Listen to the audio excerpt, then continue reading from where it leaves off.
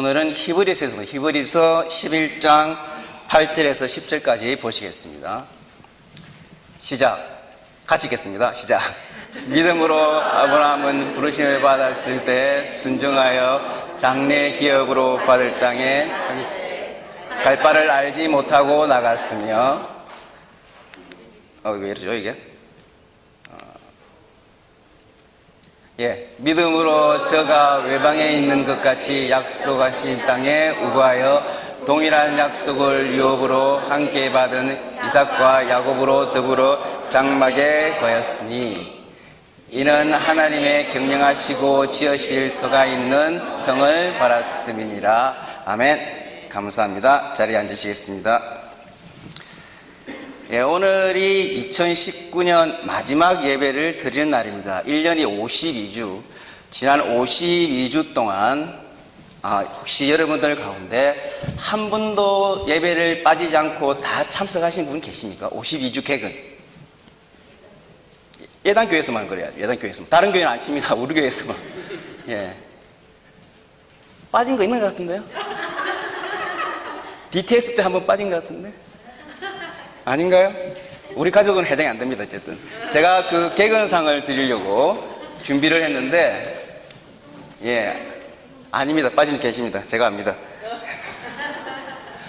개근상은 제가 가져가야겠네요. 아무래도 진짜 가져왔거든요. 보여드릴게요. 개근상 딱. 개근상은 다른 게 아니고 내년 가을에 저희 집에 오셔서 홍시를 마음껏 따갈 수 있는 그런 특권을 드리려고 했는데 제 할아버지 못 오십니다, 이번에는. 여러분들 그런 의미에서 한 번 더 인사하실 때 옆에 분들에게 내년에는 꼭 개근합시다. 그래서 홍시 따러 갑시다. 말씀 전하기 전에 마이크가 자꾸 내려가네요. 그냥 손으로 들고 해야 될 것 같은데 이래저래 안 되네. 무슨 말 하려다가 성경 공부에 대해 10월 셋째 주일부터 제가 인도하는 그 성경 공부, 성경의 정경화 과정에 대해서 이게 무슨 내용인지 대략 한 5분 정도 설명을 해드리고 오늘 말씀을 전해드리도록 하겠습니다. 성경의 정경화 과정 하니까 여러분 아마 조금 생소하신 것 같은데 그 구글 서치에서 정경화를 한번 쳐보시면은요 주로 나오는 게 정경화 남편 사망, 정경화 바이올린의 가격은 얼마인가? 마치 그 한 바이올리니스트 이름처럼 생각하실 경우가 있는데 성경의 정경화라고 하는 것은 우리가 보는 성경이 전부 66권입니다. 그죠? 이 66권을 언제 어떻게 왜 정했느냐 하는 과정을 알아보는 것입니다. 이게 왜 중요한지 하면은요 이걸 알아보면서 우리 교회의 전체적인 역사 그리고 성경과 우리 교회의 기본적인 프레임을 볼 수가 있습니다. 그래서 여러분들이 성경을 읽는다든지 설교 말씀을 들을 때 여러분들의 이해를 돕는 데 많은 도움이 됩니다. 캐톨릭, 우리 개신교, 또 정교회라는 게 있습니다. 그죠? 그럼 요 세 개가 보는 성경이 다 같을까요? 왠지 아닐 것 같죠? 이런 걸 공부하는 것입니다. 가톨릭, 정교회, 개신교는 이게 또 안 되니까. 죄송합니다. 그럼 왜 교회가 이렇게 나누어졌는지, 그죠? 성경의 정교화를 공부하다 보면 이런 것도 부차적으로 알아야 됩니다. 교회가 왜 나누어졌는지. 그런데 보니까 성공회라는 것도 있습니다. 그죠? 그 성공회는 개신교 일부일까요? 아니면 천주교나 정교회처럼 따로 나누어서 가야 될까요? 성공회의 탄생을 공부하다 보면은 영국 조지 왕 7세 때 이루어지는데 마치 사랑과 전쟁의 한 편의 막장 드라마를 본 것 같습니다.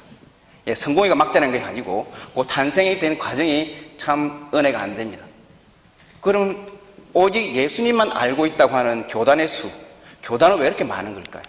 이런 것도 알게 되고 교단을 공부하다 보면은 또 거기에 붙어서 기생하는 나쁜 이단들에 대해서도 조금 알아봐야 될 필요가 있고요. 그리고 그렇다면 성경의 원본은 무엇인가? 어디서부터 성경이 출발했는지? 그러면 가장 먼저 쓰여진 성경은 무엇일까? 창세기일까요? 왠지 아닐 것 같죠?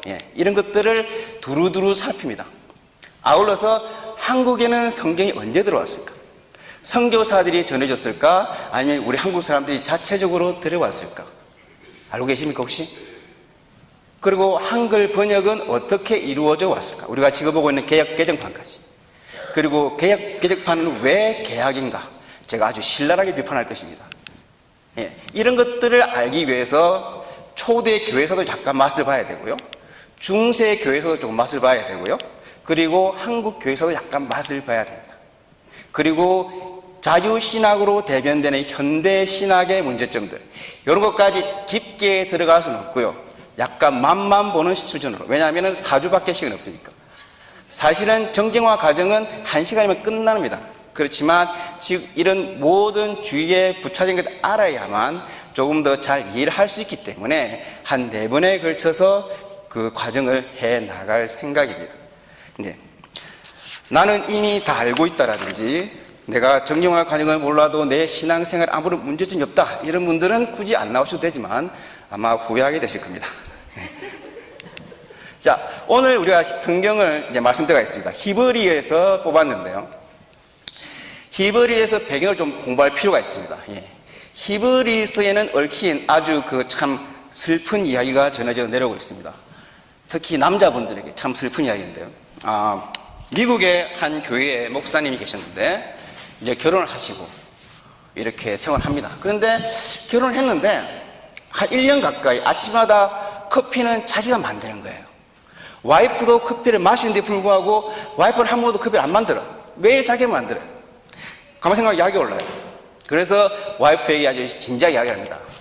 여보, 왜 당신도 커피를 마시는데 왜 맨날 나만 커피를 만들어야 돼? 그랬더니 그 와이프가 대답합니다. 그럼 뭐 제가 만들게요. 예, 어느 집하고 참 비슷합니다. 예. 그래서 그럼 내일부터 당장 자기 커피를 만들겠대. 그래서 오케이. 그런데 그 다음날 커피를 안 만들어요. 남편이 못 기다리고도 자기가 직접 만듭니다. 이것도 어느 집하고 되게 비슷해요. 그렇게 커피를 또 일주일 그냥 남편이 계속 만드는 거예요. 그래서 남편이 목소리 화가 났습니다. 그래서 당신이 왜 커피를 만드냐고, 또 내가 계속 만드냐고 따졌더니 와이프 사모님 하신 말씀이, 커피는 남자가 만들어야 된다고 성경에 나와 있다고 그래요. 내가 목사인데 성경 어디에 커피를 남자가 만들어야 된다고 나와 있느냐 따지니까, 목사님 성경을 제대로 보십시오. 히브리스를 보십시오. 히블루라고 되어 있지 않습니까? 지금 못 우시는 분들은, 웃지 못하시는 분들은 이게 이런 말입니다. 그 남자가 커피를 끓인다. 히브루스를 붙여서 히브루스니까 커피는 남자가 만들어야 하는 것이 성경적이라는 결론에 들어있다 그럽니다. 요즘은 남자들이 힘듭니다, 살기가. 특히 한국에서는 아빠들이 참 힘들다 그래요. 어느 초등학교에서 있은 일인데 국어 문제에 이런 게 나왔습니다. 어느 날 밤늦게 골목에서 한 남자가, 중년의 남자가 술이 취해서 소리를 지르고 있다. 이것을 한자성어로 뭐라고 하느냐, 내자로 끝납니다. 마지막 자가 가로 끝납니다. 정답은 고성방가겠죠. 근데 한 아이가 뭐라 적은지 아십니까? 아빠인가. 안 웃으시네. 아빠인가라고 적었대요. 네. 고성방가가 답인데 수준 높은 아재 개그는 잘 못 웃으시는군요. 네. 네. 어쨌든 참 요즘은 그런 일들이 있다고 그럽니다. 그런데 더 웃기는 것은 그 담임 선생님이 그것을 정답으로 처리해줬대요. 네. 자, 오늘 본문 히브리스를 보시면 히브리스는 특이합니다. 왜냐하면 히브리스는 누가 썼는지 모릅니다. 저자가 없어요. 나중에 정경화 과정 공부하다 보면은 어떤 성경이 정경에 들어올 수 있는지를 따질 때 저자가 분명해야 된다는 게 있습니다. 그죠?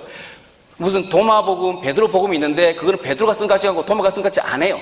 그래서 정경이 못 들어왔습니다. 히브리는 누가 쓴지 몰라요. 그런데 정경이 들어와 있어요. 그만큼 중요하다는 소리거든요. 그래서 초대 교회에서는 이거 바울이 썼다고 믿었습니다. 오랫동안 히브리서는 바울의 저서라고 믿어왔는데 종교개혁을 거치면서 아니다라고 결론냅니다. 왜냐? 바울의 스타일이 아니라는 겁니다. 문체가 스타일이 바울이 아니에요. 바울의 서신은 일장에 항상 자기 소개를 합니다. 하나님의 종된 바울이 디모데, 로마의 문안하온 이런 식으로, 그죠? 근데 일장에 그게 안 나와요. 저자가 안 나와요. 다른 성경은 일장이든 성경 중간에 내가 썼다는 게 나오는데 히브리서는 없습니다. 누가 쓴지 몰라요. 그렇지만 내용이 뛰어나고 너무도 우리의 신학을 잘 정리했기 때문에 바울이 아니고는 이걸 쓸 수가 없다. 그래서 바울이 썼다고 믿었는데 종교개혁 시대 때는 아니다. 스타일이 다르다. 이건 바울이 쓴 게 아니다. 대신에 어쩌면 바울에게서 공부한 바울의 제자이거나 바울 학파 중에서 똑똑한 놈이 썼을 거다. 그래서 마틴 루터가 결론을 내기를 이것은 바울이 아니고 바울의 제자인데 바로 그렇다면 아볼로라는 사람이 썼을 것이라고 결론을 내고 많은 지지를 받습니다. 아볼로가 똑똑한 사람이었거든요. 사도행전에서 바울의 3차 전도 여행에서 아볼로가 처음 등장합니다. 18장 24절인데요. 알렉산드리아에서 난 아볼로라 하는 유대인이 에베소에 이르니 이 사람은 학문이 많고 성경에 능한 자라.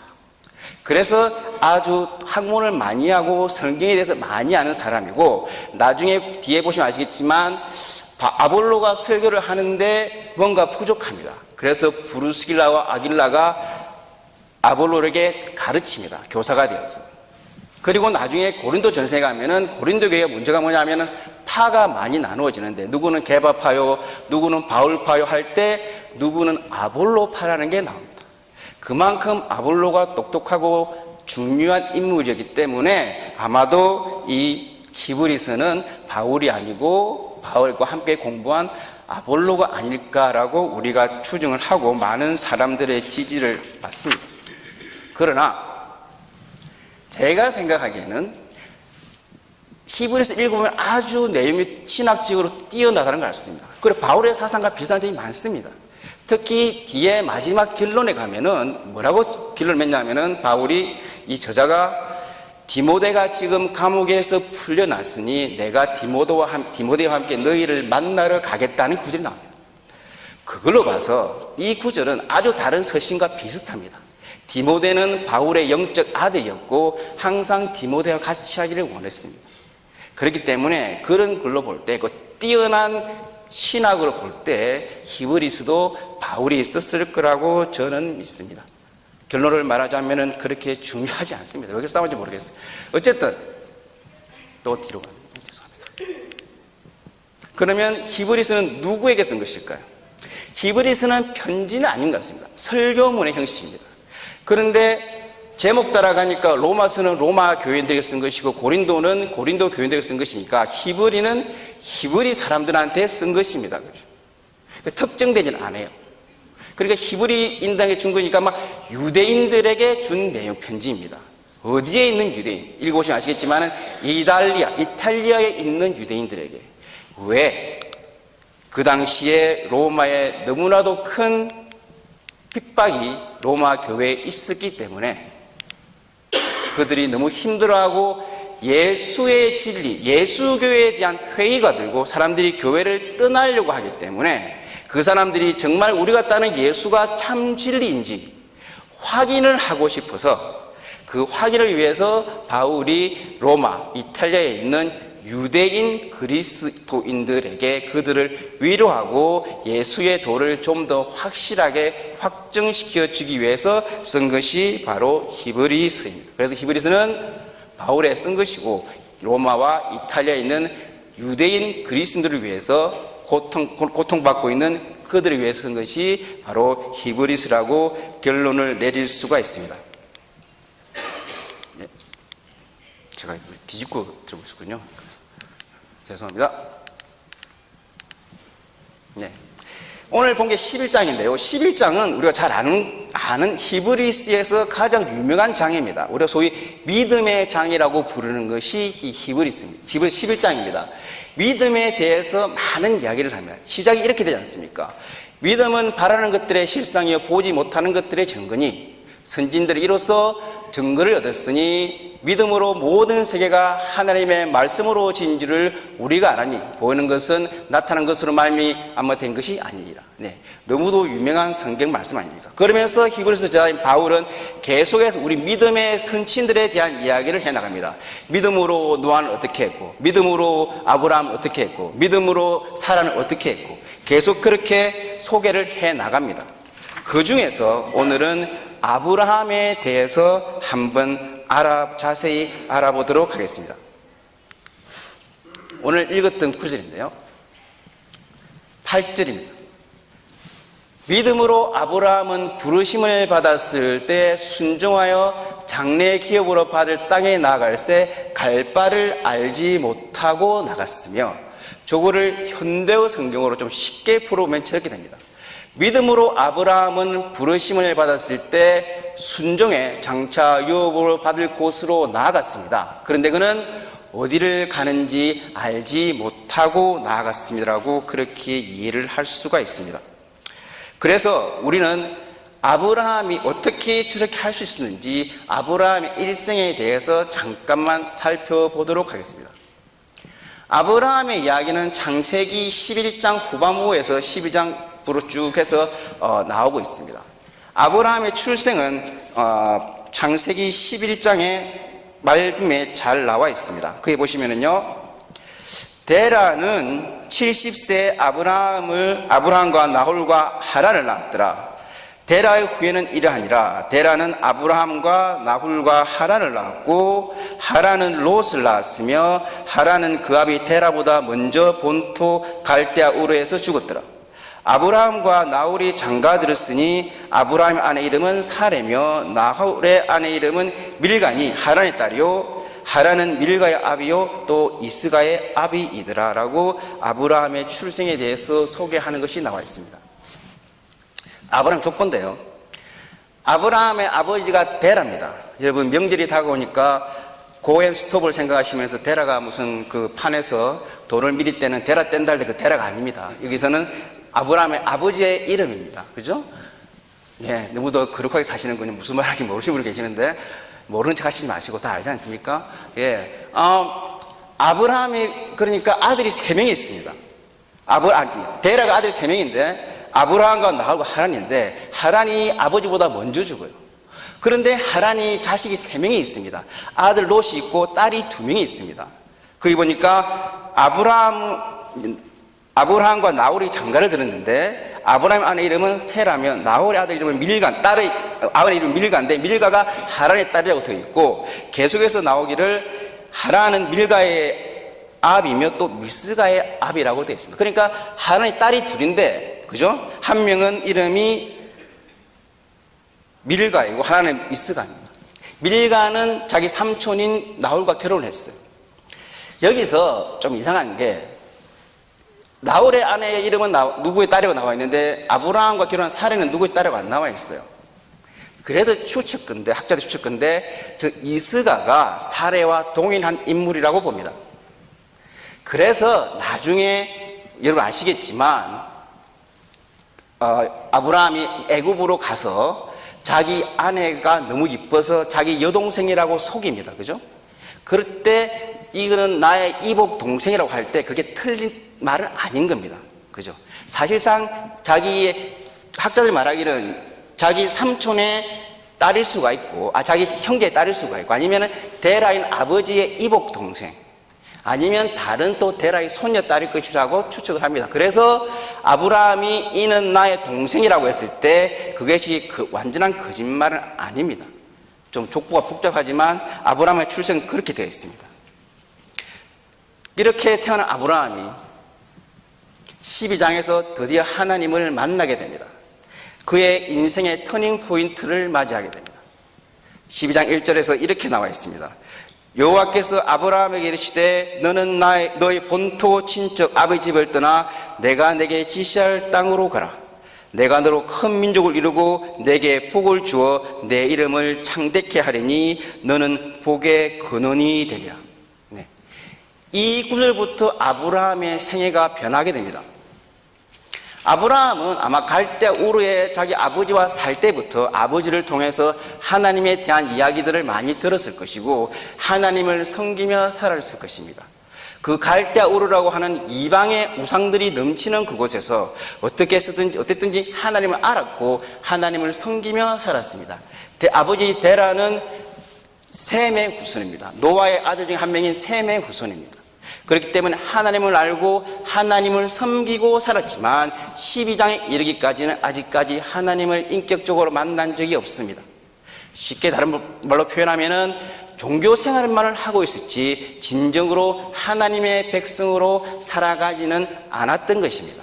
그저 종교인으로서 하나님만 알고 하나님을 섬기기만 했었지, 진정으로 하나님의 백성이 되어서 그 속에서 하나님이 주신 말씀으로 살아가는 단계는 아니었던 것입니다. 그렇지만 그 인생 가운데 하나님을 만나기 전부터 여전히 여호와 하나님은 그 인생을 인도하고 계셨습니다. 우리도 마찬가지입니다. 우리가 예수를 안 믿을 때, 혹은 우리가 교회는 나오지만 하나님을 제대로 섬기지 않을 때라도 하나님은 여전히 우리의 삶을 간섭하시고 우리의 삶을 인도해 나가십니다. 심지어 예수를 믿지 않는 자들의 삶도 하나님이 보호해 주시고 그들의 삶을 지켜 나가십니다. 이것을 조직신학에서는 일반 계시혼, 일반 은총이라고 부릅니다.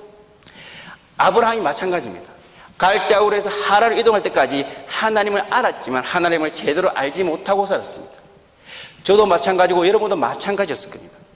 저는 나이가 30이 되어서 처음으로 교회를 나오고 처음으로 하나님을 섬겼습니다. 지금 지나서 생각해보면 내가 하나님을 믿지 않고 따르지 않던 그 30년의 시간 속에서도 하나님은 저의 삶을 인도하고 계십니다. 좋은 부모님을 만나게 해주시고, 그죠? 좋은 친구들을 만나게 해주고, 물론 다 좋았던 건 아니지만, 제가 어려운 일을 만날 때 그 어려운 일을 헤쳐나갈 지혜를 주시고 길을 열어주시고, 내가 하나님을 믿지 않았지만 여전히 하나님은 나의 삶을 인도하고 계십니다. 너무도 신기하고 신묘막측한 일이 아닐 수가 없습니다.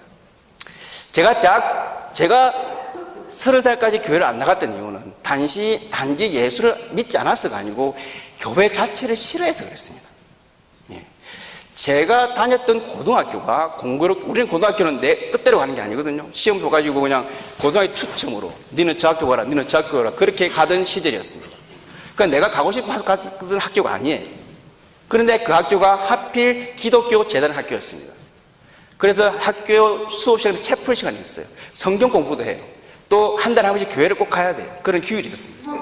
그런데 내가 학교를 들어가자마자 선배들이 이 학교 기독교 재단에 대해서, 이 학교 안에 있는 교회에 대해서 너무도 많은 안 좋은 얘기를 제게 쏟아 부었습니다. 교회 재단에 비리가 많고 이 세상에 비리가 많고, 이런 것들로 인해서 저는 교회는 가까이 해서 될 곳이 아니구나, 이런 마음을 굳게 다지게 되었어요.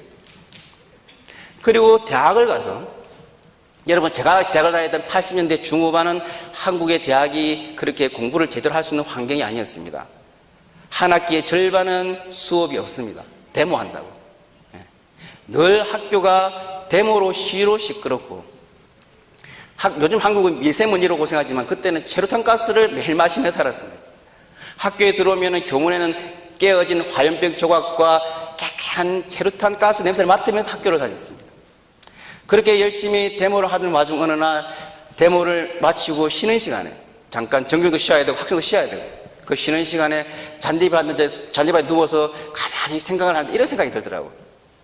눈가에 눈물이 싹 흐르면서 하늘을 쳐다보면서 이런 생각을 했습니다. 하나님이 정말 이 세상에 존재한다면, 하나님 당신이 정말 이 세상에 존재한다면 세상을 왜 이렇게 두고 있습니까? 왜 이렇게 세상에 불의가 판치고 독재가 판치고 가난한 자가 더 가난해지고 부자는 더 부자가 되고, 하나님 당신이 있다면 세상을 이렇게 두면 안 되지, 그런 생각이 들더라고요. 그리고 3학년 때가 되면서, 이상하다, 제 간증이 되어버렸는데, 설교가 3학년이 되어서 제 생일날, 생일 때 친구들을 식사에 초대를 했습니다. 그러면서 이제 친구들이, 그때 우리 독서회 조직이 있었어요. 독서회가 뭐냐면은 이렇게 책을 읽고 성경 공부 같은 거예요. 주로 나쁜 책, 빨간 책들을 많이 읽고 어떻게 데모할까 이런 거 연구하는 게 독서회인데, 독서회 친구들을 초대해놓고 애들에게 한 8명이 됐거든요. 애들이 한 명씩 제가 선물을 주문했습니다.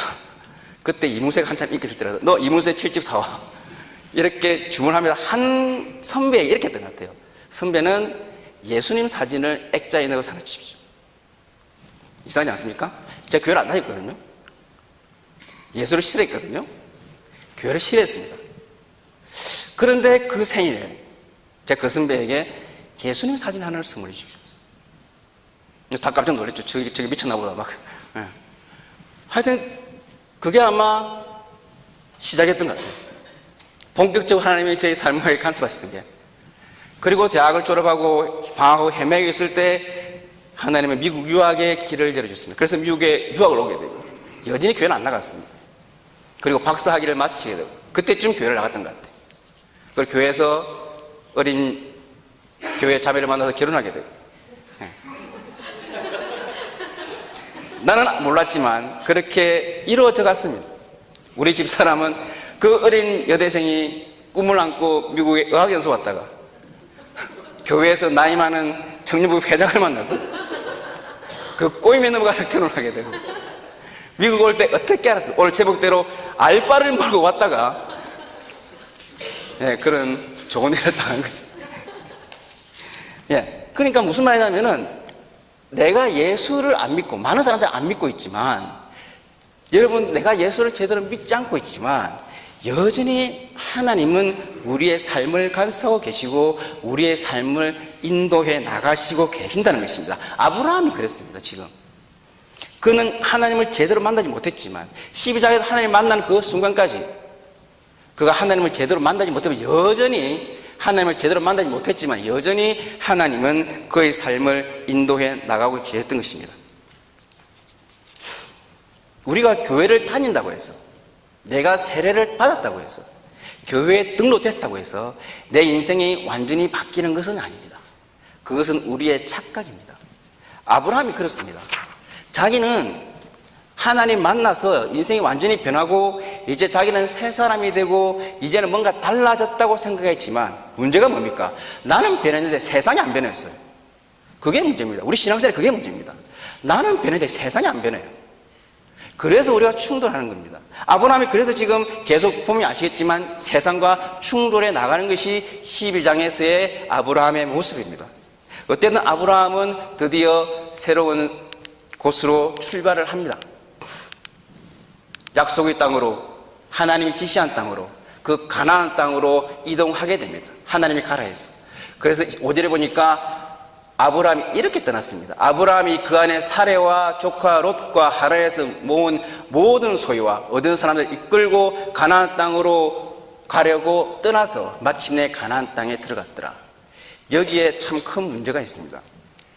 하나님이 아브라함에게 떠나라고 했을 때 모든 것을 버리고 가라고 했는데 아브라함은 모든 것을 가지고 떠났습니다.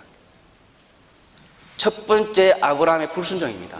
우리가 믿음의 조상이요 복의 근이라고 하는 아브라함의 첫 번째 불순종의 모습입니다.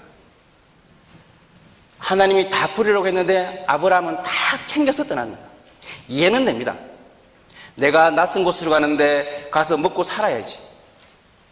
가서 아무도 모르는데 직장도 없는데 그래서 내 하인들, 내 가족들 키우던 송아지 염소 다 가지고 간 것입니다. 이해는 돼. 그게 뭐냐면은 아브라함의 신앙이 아직 어린 아기였다는 소리입니다. 하나님의 마음에 하나님의 말씀에 완전히 순종하지 못하는 그런 아브라함의 모습이 여기에서 나타납니다. 하나님은 우리에게 여러 가지 다른 모습으로 나타나십니다. 그렇지만 분명하게 우리가 하나님을 만나야 한다는 것이 성경에서 분명한 약속입니다.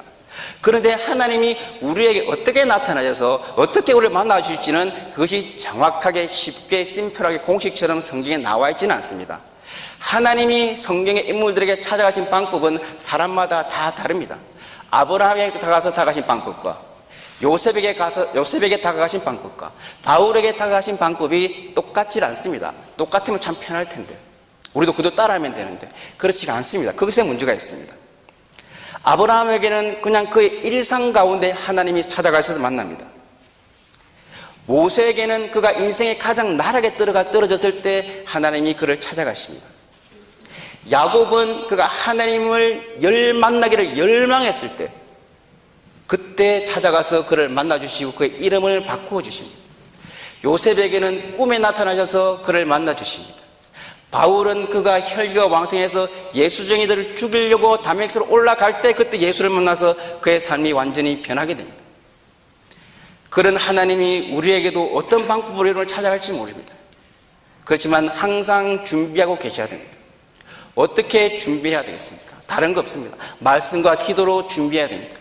말씀과 기도로 준비하시면 어느 순간에 여러분의 삶 가운데 어쩌면 이미 만나 모두 계실 터이고 여러분의 삶 가운데 하나님은 나타나셔서 말씀으로 우리를 붙잡아 주시고 그 말씀으로 아브라함처럼 그 말씀으로 우리의 삶을 인도해 주시게 됩니다.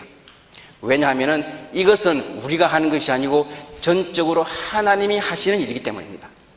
우리의 공로가 아니고 이거는 전적으로 하나님께서 하시는 일이기 때문에 우리는 먼저 준비하시고 만나러 오실 때 아멘 하고 만나시면 그 순간 우리의 삶은 새로운 국면을 맞이하게 됩니다. 자, 우리는 아브라함의 불순종을 또 한 번 만나게 됩니다. 아브라함이 갔습니다. 이제 그 가나안 땅에. 이제 가나안에 도착했으니까 이제 아브라함의 생각에는 내 인생은 이제 끝. 이제 나는 새로운 삶. 하나님께서 말씀하신 대로 내가 복에 근원이 되겠다 하셨고 여기에 오면은 모든 인생을 책임져 하셨으니까 나는 이제 모든 것이 잘 될 것이라고 생각했지만 아브라함이 가나안 땅에 도착하는 순간 그를 기다리고 있는 것은 아무것도 없었습니다. 가면은 사람들이 자기를 환영할 줄 알았는데 환영해 줄 사람 아무도 없고 오히려 자기를 이상한 눈으로 쳐다봅니다. 일할 데도 없습니다. 살 집도 없습니다. 그래서 하나님이 약속하신데도 불구하고 아브라함은 계속해서 다른 곳으로 이사를 갑니다. 그것이 12장에서 계속 나옵니다. 한 번 더 하나님께서는 아브라함에 나타나셔서 약속을 하십니다. 즉 옮기지는 않은 것 같은데요. 12장 7절에 가시면은 여호와께서 아브라함에게 다시 나타나서 가라사대 내가 이 땅을 내 자손에게 주리라 하신지라 그가 거기에서 나타나신 여호와를 위하여 그곳에 단을 쌓고 왔더니 아무것도 없으니까 하나님이 한 번 더 컨펌해 줍니다. 여기가 거기다. 여기가 약속의 땅이다. 있으면 내가 복을 줄게. 한 번 더 하나님이 컨펌을 해주신 불구하고 살아보니까 아니거든요. 그래서 또 새로운 땅을 찾아서 계속해서 남쪽으로 이동해 가다가 결국은 애국까지 내려가는데 그 이유가 뭡니까? 저 본문에 있는 내용입니다. 그 땅에 기근이 있으므로 아브라함이 애굽에 우거하려 하여 그리로 내려갔으니 이는 그 땅에 기근이 심하였더라. 이쯤 되면 아브라함이 돌아버릴만 합니다. 예. 하나님 당신이 가라 해서 왔는데 여기 가면 복을 준다 해서 왔는데 아는 사람도 없고 일할 데도 없고 집도 없고 거기다가 이제는 흉년이 들어와서 농사도 못 짓고 먹을 것도 없습니다. 나보고 어떻게 하란 말입니까? 아브라함이 이해가 됩니다. 그래서 애굽으로 내려갑니다. 양식을 구하. 그 이후의 이야기를 여러분 잘 알고 계십니다. 그죠? 사례가 너무 그 애굽에 이상한 법이 있어가지고 이쁜 여자를 보면은 그 남편을 죽이고 아내를 취할 수가 있잖아요. 그런데 사례가 나이가 60인데도 불구하고 아주 이뻤나 봐요. 이해가 안 되지. 그래서 말합니다. 사라에게 야 내려가거든. 너는 내 동생이지 내 마누라가 아니다. 그렇게 다짐을 하고 갑니다. 사라가 왜 그렇게 60에도 불구하고 외모가 뛰어났냐 되는 몇 가지 설이 있습니다. 이런 것도 연구하는 사람이 있더라고요. 첫 번째는 아이를 출산하지 않았어. 죄송합니다. 출산하신 분들에게는. 여자가 아이를 출산하지 않으면 아마 처녀의 몸매와 얼굴을 그대로 유지했나 봐요. 두 번째 설은 다른 인종이라서. 우리도 백인, 흑인 보면은 나이 구분이 잘 안 가잖아요. 그래서 민족이 그게 인종이 다르니까, 색깔이 다르니까 이 애굽 사람들이 보기에는 그 유대 히브리인들이 이뻐 보였나 봐요. 그 세 번째는 좀 황당한데, 하나님의 은혜가 충만해서 이뻐 보였다. 이거는 뭐 말도 안 되죠, 그죠? 이거는 간단합니다. 여러분 쉬는 시간에 화장실 가셔서 여러분 그걸 한번 보시면 아실 거예요. 그러면 다 증명이 됩니다, 이건 그죠? 예. 그런 설들이 별로 중요하진 않아요. 그렇게 말하는 사람들이 있습니다. 어쨌든 이것 때문에 아브라함은 또 불순종을 하고 불순종은 또 거짓말을 낳습니다. 이게 악순환이 됩니다. 계속 불순종, 거짓말, 불순종, 거짓말 이게 계속 반복이 되고 아시겠지만 이게 자식에게까지 물려집니다. 이삭도 똑같은 짓을 합니다. 20장에 가시면 아브라함이 이 짓을 한 번 더 해요. 이게 그냥 가볍게 넘어가는 문제가 아닙니다. 자, 성경을 보시면 제가 인용을 안 했는데 애굽에 가서 사람들에게 얘는 내 누이라 해가지고 바로 왕이 아내를 취합니다. 사라를. 그죠? 성경은 뭐 간단하게 1절, 2절밖에 안 되기 때문에 그 중간에 무슨 일이 일어난지 모르겠는데 어쨌든 애굽에 병이 지연염병이 생겨서 조사를 해보니까 이게 저 아브라함 때문이다 해가지고 다시 풀어집니다. 그 중간에 결혼집 창금으로 많은 재산을 아브라함 받습니다. 그러면은 애굽 가서 거짓말하고 바로 아들이 취하고 병이 들고 그래서 내보내주고, 이게 성경에서는 한 3, 4절에 끝이 나지만 실제로 걸린 시간은 얼마나 될까요? 이게 하룻밤만 일어난 일일까요? 애국 가서 내 아내 아닙니다. 바울이 취했습니다. 결혼식을 받았습니다. 병이 생겼습니다. 그래 풀어줍니다. 하룻밤새 일어난 일은 아닐 거예요. 학자에 따라서는 적어도 3주, 3개월, 심지어는 3년이라고 보는 사람까지 있습니다. 무슨 말이냐면, 물론 성경에는 사례가 바로와 결혼했다는 얘기는 안 나옵니다. 그렇지만 만약에 3개월, 3년이라고 본다면 어쩌면 부부 생활을 했을 가능성이 많습니다.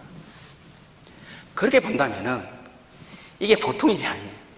그렇게 본다면 이 일은 단순히 아브라함의 거짓말과 불순종이 아니고 사단의 놀라운 계획과 책략입니다.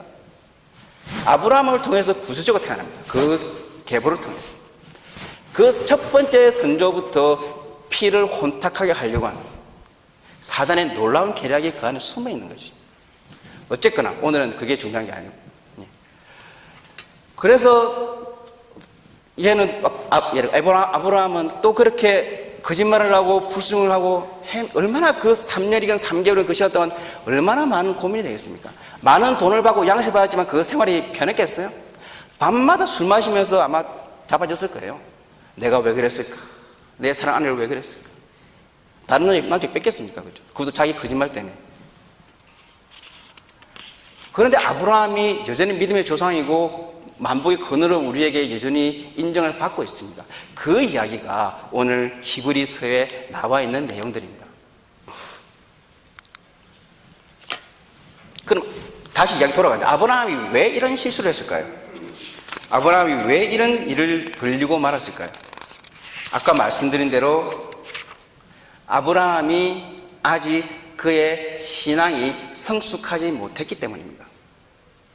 그의 신앙이 성숙했다면 아브라함은 그 땅에 기근이 와서도 머무르면서 하나님의 약속을 기다렸어야 합니다. 그렇지만 아직까지 아브라함의 신앙이 성숙하지 못했기 때문에 그거를 참지 못하고 애굽으로 내려간 것입니다. 이것이 우리 많은 크리스찬들이 범하는 동일한 실수 중에 하나입니다. 우리는 교회에 등록하고 세례를 받고 하나님을 예수를 주로 고백하면은 우리가 정말 대단한 신앙이 된 거로 착각을 합니다. 제가 30살에 처음 교회를 나가서 예수님을 영접합니다. 그럼 내가 30살에 돼서 예수를 영접했다고 해서 내 신앙이 30살일까요? 아닙니다. 내가 육적인 나이는 30살이지만 내 신앙의 나이는 0살입니다. 그 순간에.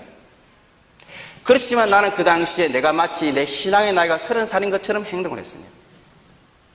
청년부 회장으로서, 교회 집사로서, 교회 무슨 부서의 회장으로서 제가 설교를 준비하고 가만히 생각해 보니까 제가 그때 엄청나게 많은 실수를 했더라고요.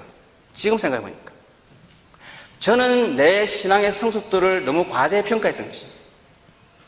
내가 쟤들보다 성경을 더 많이 알고 내가 쟤들보다 기도를 더 많이 하니까, 내가 또 많이 배웠으니까 너희들은 내 말을 들어야 돼. 그러면서 내 입술로 아마 많은 사람들에게, 많은 형제와 자매들에게 아마 상처를 준 일이 있을 것입니다. 제가 설교 준비하면서 많이 회개를 했어요. 어우, 내가 이랬었구나. 아브라함처럼. 마찬가지입니다. 여러분, 우리가 아는 게 사실 별로 없습니다. 제가 전도사라도 뭐 많이 알겠지만 그렇게 많이 알지는 않습니다. 우리가 아직 미숙해요. 우리가 신앙의 성숙도 이르는 길은 우리가 평생에 해야 될 일입니다. 하나님 만나실 때까지 우리가 노력해야 될 일입니다. 그건 우리가 해야 됩니다. 성경을 보고 기도를 하고 예배에 참석하고, 그러면서 우리의 신앙이 점점 더 바울의 말에 의하면 장성한 분량에 이르도록 우리가 노력을 해야 됩니다. 그게 에베소서에 나와 있는 바로 저 말씀입니다. 우리 다 같이 읽어볼까요? 시작.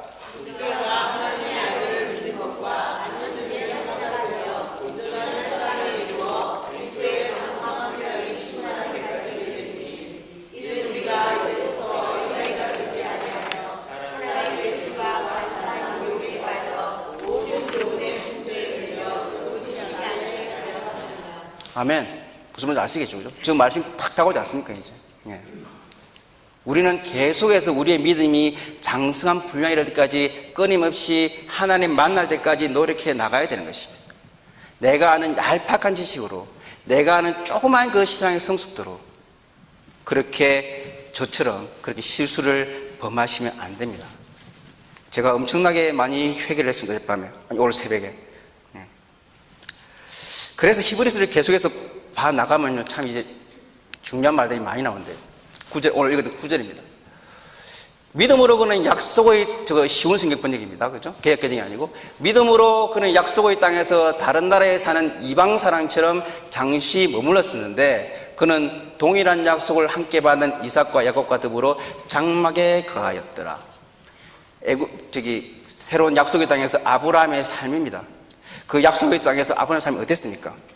첫 번째는 그가 이방인처럼 살았다고 되어 있습니다. 우리와 참 비슷합니다. 우리가 미국 땅에 살면서 여전히 이방인처럼 살고 있지 않습니까? 아무리 오래 살아도 여전히 왠지 미국의 그 깊숙한 곳에 들어가지 못하고 여전히 이방인처럼 살고 있지 않습니까? 우리 올해 심의금 받으신 분도 계신데, 내가 심의금 받았다고 해서 내가 완전한 미국인이 되는 건 아니잖아요. 아마 아브라함이 그래서 이 약속에 대해서 이방인처럼 계속 살았을 것입니다. 어제도 참 내가 화가 난 일이 있었는데, 그 인앤아웃 버거 저녁을 이제 투고하려고 테이크아웃을 갔습니다. 근데 주문받는 애가, 여자애가 히스패닉인데 첫째 인사를 안 하더라고요. 그러면서 이상하게 쳐다봐요. 얕보는 놈이 쳐다봐요. 주문도 제대로 못 받았어요. 내가 분명히 양파 넣어달라고 그랬는데 계산을 돼가니까 계산 그 컨펌하는 애가 양파 안 넣지 그러더라고요. 양파 안 넣는다고. 굉장히 불편했어요, 마음이. 내가 영어를 못하는 것도 아니고. 그죠? 근데 그 주문받는 애가 쳐다보는 눈빛이 굉장히 참 안 좋았어요. 한 소리 하려고 하다가 양파를 집어들고 하다가 그냥 왔는데, 여전히 그래요. 이방인처럼 살고 있어요, 우리가. 마치 아직까지 불편한 옷을 입고 살아가는 것 같습니다, 이곳에서. 아브라함의 삶이, 약속의 땅에서 삶이 그랬던 겁니다. 아무리 그쪽에 증언을 했지만 여전히 그는 이방인이었습니다. 우리가 참 비슷해요. 그 다음에 뭡니까? 그 다음에는 장막에 거했다고 되어 있습니다. 장막은 텐트입니다. 그죠? 텐트는 뭡니까? 언제든지 이동할 수가 있습니다. 많이 이동하게 만듭니다. 우리는 한 곳에 오래 있을 필요가 없습니다. 늘 이동하는 삶을 살아갑니다. 그런데 왜 그렇게 뭔가 쌓아두려고 그렇게 욕심을 부리는지요? 미국 사회가 망해간다면 아마 그거는 이유일 것입니다. 부를 너무 많이 추구하는 것. 빈부격차가 얼마나 많이 나요? 한국이 그렇더라고요, 이제. 빈부격차가 장난 아니게 많이 납니다. 있는 사람은 너무 많이 가져요. 없는 사람은 너무 없습니다. 존 트라볼타 같은 영화 배우는요, 비행기를 조사했어요. 비행기를 너무 좋아해가지고 자기 집 앞에 주차장이 비행기 주차장입니다. 비행기를 하나 세워놓고 집 앞에 활주로가 있습니다. 케니 로저스라는 컨트리송 가수는요, 집 뒷마당에 18홀 골프 코스입니다. 왜 그렇게 살아요? 그렇게 삽니다. 그런 삶을 추구하는 게 지금 미국 사회 현실이고 한국도 마찬가지고, 더 슬프게 하는 것은 교회도 마찬가지입니다. 요즘은 교회도 그런 교회를 지향해 나갑니다. 제가 대형교회를 욕하는 건 아닙니다. 대형교회는 대형교회 나름대로의 할 일들이 있습니다. 그래서 하나님께서 대형교회를 인정해 주시는 거예요. 제가 신학교에 공부할 때 신학교 교수님, 젊은 교수님 중에서 막 여의도 수봉교 욕하고 막 조용히 보서 욕하고 이런 분들 계셨어요. 제가 그럼 같이 따졌어요. 교수님 왜 그러시냐고. 비판을 하시려거든 동일하게 비판하시라고. 왜 다른 거는 비판할 때 그냥 넓은 자로 하시고 왜 그런 데 가서는 아주 마이크로 센티미터 자로 그렇게 비판하시냐. 그 교수님 우리 벌개져가지고 막 말을 뜨듬더라고요.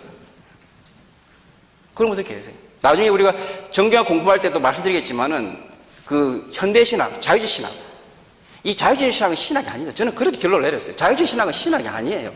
이거는 그냥 이단입니다, 이단. 거기서 파생되게 해방신학이 한국 와서 민중신학이 돼요. 근데 신학교 교수님 한 분이 민중신학 정말 대단한 것입니다 막 그러시더라고요. 그래서 내가 뭐가 대단한데요? 아무 말도 안 하시더라고요. 신학이 제대로, 요즘 한국 지금 총신대가 얼마나 큰 몸살을 안고 있습니까? 신학대. 그 동성애 문제 때문에. 정신을 못 차려요, 교회가. 그 간단한 문제 가지고. 제대로 몰라서 그래요. 제대로 몰라서 다들.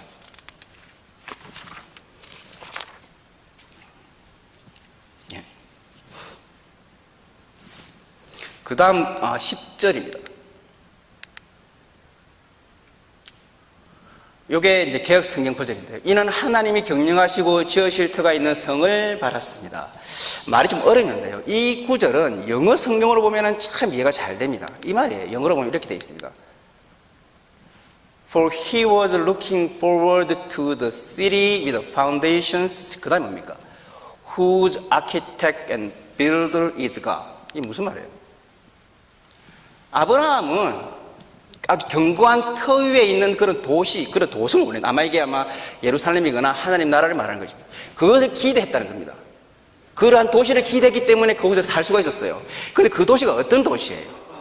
그 도시를 설계하고 건축하신 분이 바로 하나님이기 때문이라는 것입니다. 하나님이 내 삶의 설계자고 건축자인 것을 바울이 아니고 아브라함이 늦게나마 알았던 것입니다. 그래서 그 약속의 땅 가나안에서 그 고난 가운데서도 살아남고 지금 믿음의 조상으로 만복의 근원으로 우리에게 칭송을 받고 있습니다. 결국에 아브라함은 이 중요한 사실을 알았던 것입니다. 내가 바라는 세상, 내 삶의 계획들, 그런 게 내가 가지고 있지만 결국은 그것을 설계하시고 그것을 만들어 나가시는 분은 내가 아니고 바로 여호와 하나님이라는 것을 아브라함이 깨달았기 때문에 그가 지금 성경에 남아있고 우리의 믿음의 조상으로서 그렇게 칭송과 칭찬을 받고 있는 것입니다. 2019년을 오늘 이제 19년 마지막 예배를 드리게 됩니다. 여러분들은 2019년 시작하실 때 어떤 계획들을 가지고 계셨습니까? 제가 하나 오늘 보여줄 게 있는데요. 우리 집에 오신 분들 혹시 보신지 모르겠는데 우리 집은 1월 1일이 되면 이렇게 1년 계획표를 만듭니다. 계획표가 어떻게 되어 있냐면은 각자 바라는 소망들 하나 있었고요. 그 다음에는 아빠가 엄마에게 바라는 것, 그 다음에 해나가 아빠에게 바라는 것, 그 다음에 은혜가 엄마에게 바라는 것, 이렇게 순서 다 적습니다. 그래서 이제 1월 1일이 그 다음 1월이 되면 이것을 보고 확인을 하고 새로운 계획을 짭니다. 예, 참 애들께 참 재미있어요. 우리 은혜가 적은 게 은혜 아빠에게 적은 게 이런 게 있습니다. 은혜가 아빠에게 건강 챙기세요. 그 다음에 be more fun. 내가 재미가 없대요. 노재미래 아빠가. 아빠가 맨날 아재 경험을 한다고 재미가 없대요. 그 엄마에게 spend more time with me and Hannah. 엄마가 바빠서 애들하고 잘 못 놀아주나 봐요. 그 다음에 수연이 언니에게 be more nice to me. 심부름 시키지 마세요. 예, 우리도 뭐 여기가 있습니다. 저는 이제 우리 와이프에게 다이어트 안 한 것 같아요. 그 다음에 저한테는 당뇨 컨트롤, 뭐 더 나빠졌으니까 잘 된 거죠. 예. 그 다음에 수연이가 아빠에게 식탐 내지 마세요. 돈 많이 벌어오세요. 엄마에게 스트레스 받지 마세요. 웃음소리 좀 작게 하세요. 무슨 소리 모르겠네요. 네, 하여튼 예. 이렇게 여러분들도 아마 한 해가 시작되면 계획들을 세우지 않습니까? 그죠? 안 하십니까? 네. 교회도 마찬가지고 우리도 새로운 계획을 1월달에 세워나갑니다. 우리 교회 1년을 돌아보면 좋은 일도 있었고 우리를 슬프게 했던 일도 있습니다. 우리 교회가 처음으로 침례실을 거행하고 4명의 침례자가 나오고 그리고 좋은 교회를 만나서 미국 교회와 좋은 관계가 계속 유지가 되고 있고 또 새로 많은 좋은 분들이 교회를 찾아주시고 우리 목사님 여전히 건강하시고 다행히도 그렇게 좋은 일들이 있는 반면에 또 알게 모르게 여러 가지 사정으로 교회를 떠나신 분이 계셔서 우리의 마음을 또 무겁고 힘들게 한 것도 사실입니다. 그렇지만 종국에는 이 모든 일들이 하나님의 설계와 그 건축가적인 솜씨에서 이루어진 것이라면 우리가 너무 낙담한 일도 아니라고 생각이 됩니다. 그래서 제가 영어 단어 중에 좋아하는 단어가 하나 있습니다. 좋아하는 문장이 하나 있습니다. 이거 방금 했죠? 예. 뭐라고 되어 있습니까? It has been a great journey. 미국 사람들이 잘 쓰는 표현이에요.